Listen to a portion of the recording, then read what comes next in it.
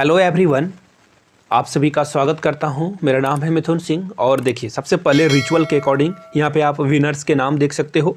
अगर आपको अपना नाम यहाँ पे देखना है, वीडियो पूरी देख लीजिए और आपसे एक सवाल पूछा जाएगा, एक क्वेश्चन पूछा जाएगा जिसका करेक्ट आंसर आपको कमेंट बॉक्स में करना है एक साथ। तो चलिए आज की क्लास को स्टार्ट करते हैं और आप सभी से रिक्वेस्ट रहेगा, प्लीज़ लाइक कर दिया करो क्लास को और शेयर भी कर दीजिए अपने दोस्तों के साथ जो कि आर्मी पब्लिक स्कूल की तैयारी में लगे हैं। तो चलिए, AFP is the news agency of, ये कौन सी कंपनी किस कंट्री की न्यूज़ एजेंसी है, ये आपको बताना है। तो देखिए, ये जो UK, USA और जर्मनी की भी नहीं है, ये इनमें से किसी की नहीं है। एक्चुअली ये किसी की न्यूज़ एजेंसी नहीं है। तो ये किसकी न्यूज़ एजेंसी है, कमेंट करके आप लोग बताइएगा। आपका ये रहा पहला टास्क, पहला होमवर्क आपके लिए, ये मैंने दे दिया आपको। देखिए आगे बढ़ते हैं। विच of the following represents the year in which Alexander invaded India, यानी कि अलेक्जेंडर ने जो है भारत पर कब आक्रमण किया था, ये आपसे क्वेश्चन पूछा गया है। तो देखिए, इसका जो राइट आंसर है ना, 326 BC is the correct answer. और BC का फुल फॉर्म क्या होता है, कमेंट करके ये भी बताना।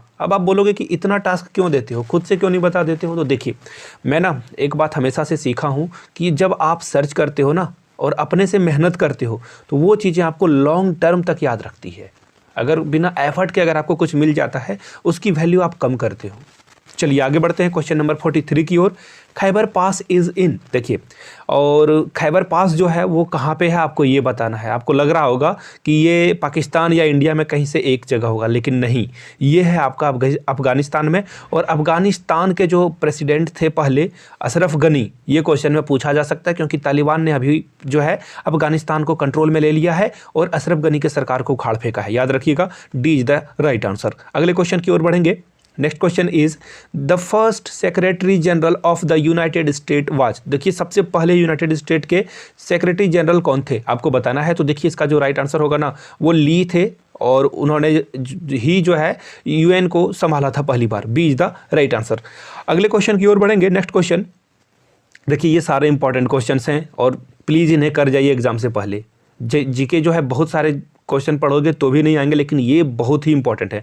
Southern railway is headquartered at, देखिए सदर्न रेलवे का जो हेडक्वार्टर है वो कहाँ पे है आपको कमेंट करके बताना था, लेकिन मैं आपको राइट आंसर बता देता हूँ। देखिए, हैदराबाद और सिकंदराबाद को ट्विन सिटी कहा जाता है। दोनों जो कंट्री है, दोनों जो सिटी है, दोनों बहुत ही आसपास है, इसे ट्विन सिटीज़ भी कहा जाता है। और मेरा किस्मत अच्छा है कि मैं दोनों जगहों पे जा चुका हूँ, हैदराबाद और सिकंदराबाद। तो आपका राइट आंसर फिलहाल इस क्वेश्चन के लिए क्या है, सिकंदराबाद। याद रखिएगा, Secunderabad is the right answer. आगे बढ़ेंगे नेक्स्ट क्वेश्चन की ओर। Very next question is first ministerial meeting of world trade organisation took place at, यानी कि WTO का फर्स्ट मीटिंग कहाँ पे हुआ है। कमेंट करके आप लोगों के लिए एक छोटा सा काम मैं कर दूं, आपको बस बताना है WTO का जो हेडक्वार्टर है वो कहाँ पे है। तो इसका जो राइट आंसर होगा फिलहाल वो होगा सिंगापुर। सिंगापुर में पहली मीटिंग जो है प्लेस हुई थी। अगले क्वेश्चन की ओर बढ़ेंगे।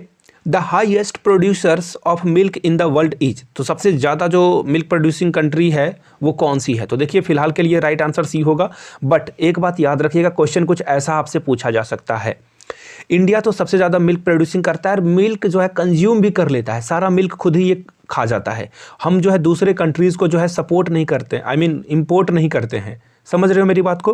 तो आपको बताना है कि कौन सी कंट्री सबसे ज़्यादा मिल्क जो है इंपोर्ट करती है, दूसरे कंट्री से को बेच देती है। आपको कमेंट करके ये बताना है। आगे बढ़ेंगे नेक्स्ट क्वेश्चन की ओर और आपका अगला क्वेश्चन ये रहा।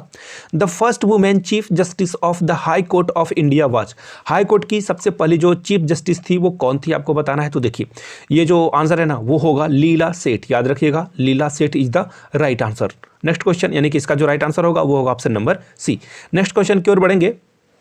नेक्स्ट क्वेश्चन इज, आपको करेक्ट मैच करना है कि वर्ल्ड हेल्थ डे कब मनाया जाता है या वर्ल्ड लिटरेसी डे। देखिए, वर्ल्ड टेलीकम्युनिकेशन, और देखिए टेली वर्ड कोई भी स्टार्ट हो ना, टेली का मतलब होता है डिस्टेंस, याद रखिएगा।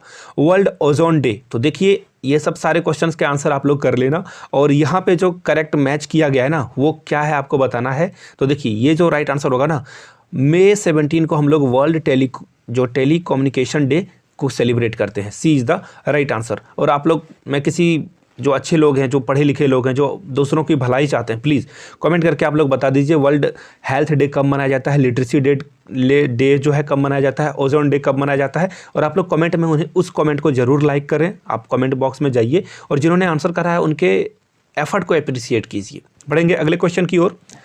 The world record for the fastest double century is held by, यानी कि डबल सेंचुरी जो है सबसे स्पीड किसने लगाई थी, आपको ये बताना है। तो देखिए ये जो है नाथन एस्ले, आपको टी नहीं पढ़ना है, नाम में जो है टी साइलेंट है, Nathan Astley is the right answer, और बी आपका क्या हो जाएगा, करेक्ट हो जाएगा। बहुत सारे क्वेश्चन ये पूछे जाते हैं।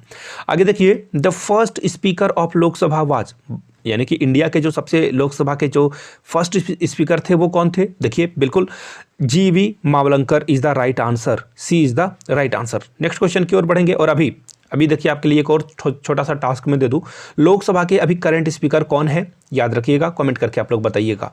चलिए आगे बढ़ेंगे, question number 52, which of the following represents the number of notion of a non aligned movement. तो देखिए नॉन अलाइंड मूवमेंट में कितने जो रिप्रेजेंटेटिव थे, नेशन को रिप्रेजेंट कर रहे थे, वो आपको बताना है। तो देखिए इसका जो राइट आंसर है 118 इज द करेक्ट आंसर। अगले क्वेश्चन की ओर बढ़ेंगे, question number 53, the personality is known as the father of economics, यानी कि जो पर्सनालिटी नीचे दी गई है वो उन्हें फादर ऑफ इकोनॉमिक्स भी बोला जाता है। आपको जो है गिवन ऑप्शंस में उन्हें चूज करना है। तो देखिए इसका जो राइट आंसर होगा बहुत ही आसान है, अगर आपने बेसिक्स अगर 12th में भी इको पढ़ा है या 9-10 में भी, तो आपको पता होगा, Adam Smith is the right answer. याद रखिएगा, Adam Smith is the personality who is known as the father of economics. Question number 54 की ओर बढ़ेंगे, उससे पहले छोटा सा प्रमोशन कर लूं। देखिए अगर आर्मी पब्लिक स्कूल के प्रीवियस ईयर क्वेश्चन पेपर आपने नहीं लिया है तो आप ले लीजिए, 100 रुपीज़ का ये मिलेगा आपको। मैं 2013 से लेकर के 19 तक का पेपर दे दूंगा, और जैसे ही वेबसाइट पे 2020 का पेपर आता है तो वो भी आपको फ्री ऑफ कॉस्ट मैं दे दूंगा अपडेट करके। एक और इंपॉर्टेंट बात, अगर किसी को नोट्स चाहिए होगा तो 499 का एक छोटा सा ट्रांजैक्शन करोगे। मैंने खुद आर्मी स्कूल क्रैक करा है, if you want then you can have it. आप ले सकते हो नोट्स, जिसमें आखिरी के 2 महीने में कैसे पढ़ें शॉर्ट में नोट्स बनाया गया है। आपके पास सफिशिएंट टाइम होगा टू क्रैक APS एग्जामिनेशन। तो देखिए mount Etna is the famous volcano located in, देखिए माउंट इटना कहाँ पे है आपको ये बताना था। तो देखिए इसका जो राइट आंसर होगा ना वो होगा Italy, B is the right answer. आगे बढ़ेंगे, very next question is where is the Tungabhadra sanctuary located. देखिए तुंगभद्रा जो है वो सेंचुरी किस जगह पे है, मध्य प्रदेश, उत्तर प्रदेश, कर्नाटका, यहाँ पे सॉरी गलत लिखा गया है बट रहने देते हैं इसे, या वेस्ट बंगाल। तो देखिए इसका जो करेक्ट आंसर होगा ना वो होगा Karnataka, C is the right answer. Next question की ओर बढ़ेंगे, the agency of United Nations that was set up to, एक minute, strength the international cooperation in the field of education and improve the standard of education, यानी कि education को बढ़ाने के लिए यूएन की कौन सी बॉडी है, आपको बस ये आंसर करना था। तो याद रखिएगा UNESCO, याद रखिएगा इसको। और अभी के ब्रांड एम्बेसडर इसके कौन है देख लीजिएगा, क्वेश्चन डेफिनेटली यहाँ से पूछा जाता है। याद रखिए करंट अफेयर्स में ये क्वेश्चन आपसे पूछा जा सकता है कि इसके ब्रांड एम्बेसडर जो है वो कौन है। तो आप लोग गूगल करके भी अगर आंसर कर सको तो नीचे में बहुत अच्छा होगा आप लोगों के लिए। आगे बढ़ेंगे, reserve bank of India is headquarter at, RBI की जो हेडक्वार्टर है वो कहाँ पे है आपको ये बताना है। तो देखिए इसका जो राइट आंसर होगा ना वो है मुंबई, सी इज द राइट आंसर। और जो है फाइनेंशियल कैपिटल भी मुंबई को कहा जाता है। आगे देखिए, Janagana Mana was accepted as the national anthem of India by the constituent assembly of India in which of the following year, यानी कि जनगण मन को नेशनल एंथम के रूप में कब एक्सेप्ट किया गया था। तो देखिए इसका जो राइट आंसर है वो 1950 में एक्सेप्ट किया गया था। आप ये आंसर हो गया। अब आप लोगों से मैं एक क्वेश्चन पूछना चाहूँगा, जन गण मन को गाने में कितना सेकंड का टाइम लगता है, आपको टाइम बताना है सेकंड में।